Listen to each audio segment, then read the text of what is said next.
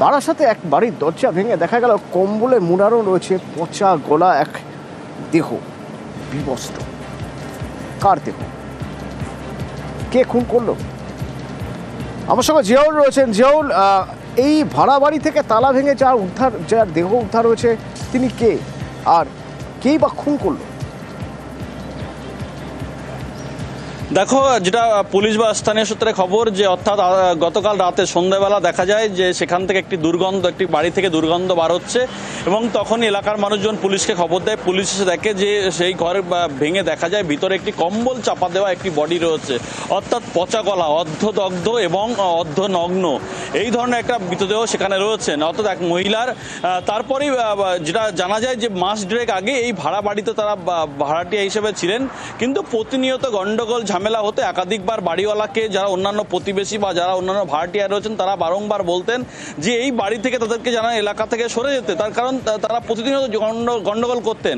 গত 3-4 দিন আগে অর্থাৎ সেই মহিলার স্বামী, তিনি কিন্তু এলাকা থেকে বেপত্তা ছিল, তাকে খুঁজে পাওয়া যাচ্ছিল না এবং তারপরেই এই বিকালের দিয়ে সন্ধ্যার পরে দুর্গন্ধ বেরোয় এবং সেখান থেকে এই অর্ধদগ্ধ মহিলার মৃতদেহ দেখতে পাওয়া, অর্থাৎ স্বামী তাকে খুন করে সেখান থেকে অন্যত্র পালিয়েছিল।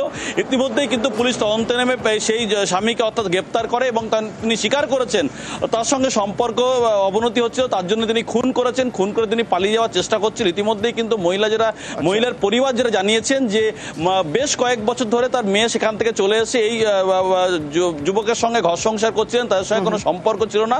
ফলে কি কারণে খুন হয়েছে এখনো কিন্তু স্পষ্ট নয়। ইতিমধ্যেই কিন্তু অভিযুক্ত যুবককে গ্রেপ্তার করা হয়েছে, কি কারণে খুন করা হয়েছে সেটা তদন্ত করে দেখছে বারাসাত থানার পুলিশ। অতনু, ধন্যবাদ। কতদিন ধরে আপনার বাড়িতে ভাড়া ছিল?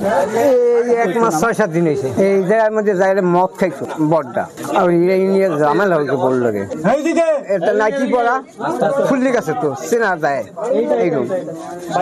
মুখ পুড়িয়ে দিয়েছে, মুখ তো কালো কালো ফস্তা দেখলাম। ওই আমি একটু উজবাই দেখলাম, উজবাই থেকে সুজবাই দেখলাম। এই ওই লোকটা 2-1 দিন আগে ছিল, দেখি বাসন ফাসন মাজলো, মেজে একটা কালো ব্যাগ নিয়ে কোথায় চলে গেল, পরশু দিন মনে গেছে। এবার হঠাৎ আমরাও তো জানি না কি হয়েছে।